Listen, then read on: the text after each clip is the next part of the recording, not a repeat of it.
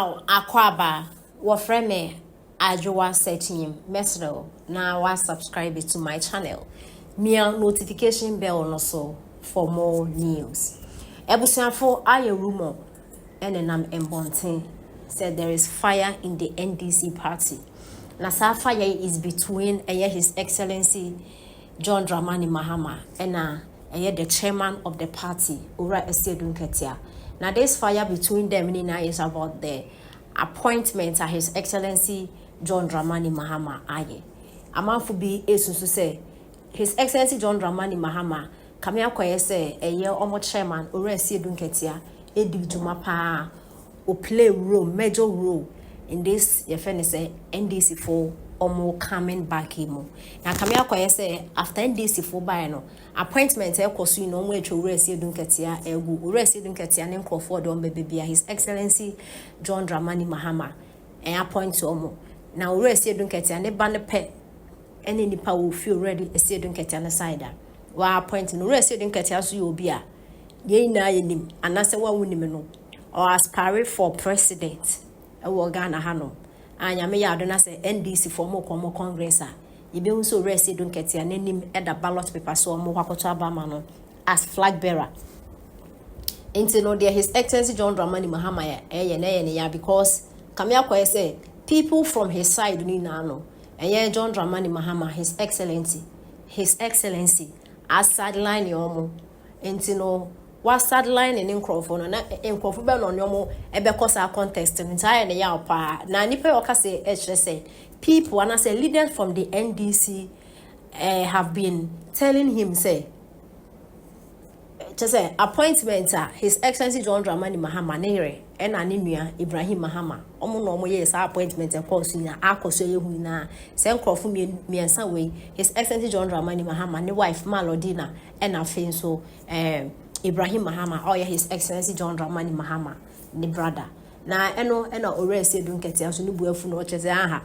o share Ashanti region baby e bubom KKK e twentro chem confuse monto men this no mbra no Lodina no wa do de atunuku ne na atunuku no so ada e ba ne say na wo ya appointment yenti say ne say wonya nipa mu ti say ya so mu di o man so a na ye hwe sa appointment ya so a wo kan Mahama President Ibrahim Mahama and Lodina Mahama. Sa Mahama family. The trimmer, the Mahama cube. Yes. Sa go for me and say, Ghana for your country mo ne TV so, movement TV so say, a time will come. Yadi omu bia appointment ya wa ye beba. Say road minister na Mahama appointee ye, energy and bia Lodina appointee ye. PMMC and Ibrahim appoint no the list is there ya de bebremo appointment ndo do no a de wa ye pa aye Lodina enti amamu we ankoyi a ehun subo kase no Ghana for ye de bebo Lodina because appointment mu fa kase na wona aye ni nyina wo ho and nyase bia ye betra dwuanum hwe wo ya de ani andisi num no ene ma ekoso nipa bi mpe no wo mo so ni edi nkomo enti those listen ye wo ho ebre semu no ye de ba beto Ghana fo nyina anim ama nipa nyina hunu appointment na jo Mahama ye se mu ye nipa 2000 ya Mahama de dodo wo mu ye didi ni nyina beba Lodina de wo mu ye didi ni nyina bebre mu na Ibrahim Mahama so de wo mu edi ni nyina bebre mu Johnson Asiedu Nketia Dawuro yes ampanimfo si ye kotwa mitwa bi ye kwasini misini bi ya de babo ni anamente wotan kwadu a no ayi ni milika campaign na Asiedu Nketia ye no Mahama ntimi anye bi 2024 campaign Asiedu Nketia ye sini Mahama na se ono agya ne bibi ato nam wuram nam nsuo mu edam kurase Asiedu Nketia no hye kurase otumi ko hye Ashanti region ba bi sa no hye ho no odi atro kese no ka cha Ashanti man se na MPP fo sisi mo amo party ne mo dia no mo atena no yakofa esremni nipa ketua bi we mu ba ko ne de no bedi mo so okeka we nyina de dada nipa tumi no ba ya wodin lesi ba no ato atwene wodin lesi ba no ato atwene the reason why ntia otu Asiedu Nketia list ne twene no yes Asiedu Nketia so be the president enti Mahama so enfo aso say ofiri ho no mo Asiedu Nketia ni medina de nti wo do nkrofo ba na yen form na wa be popular na wo nkrofo no so abenya sika no ma de ayi ewi ase ade ba kwa ya na ya especially our politicians ho and say wanu no nya tumi na ya no fi say wi ase nyina ba ye ne dia nti ona wo kire say mini ho a wi ne so oba. It happened from Rollins time. I take it down sa besine una uche de so di o man so enya wo na utumi ni ho ene se nyame se dabi Asiedu Nketia be president jo mahama untumi nsia no because wo jo mahama kra no professor me say fawo se be vice na Rollins or the party by no mpene so but nyame nhihye mu no nyame nim se obetuma be vice president or president and the Rollins ye nyina no amfa enne wo ye president wo why you arguing say come Asiedu Nketia me di wachi we need that power and the nipa ni su na ya na me yesa na be ya last minute we say na amfa afi na montema say forever but I said your mahama hunu say at least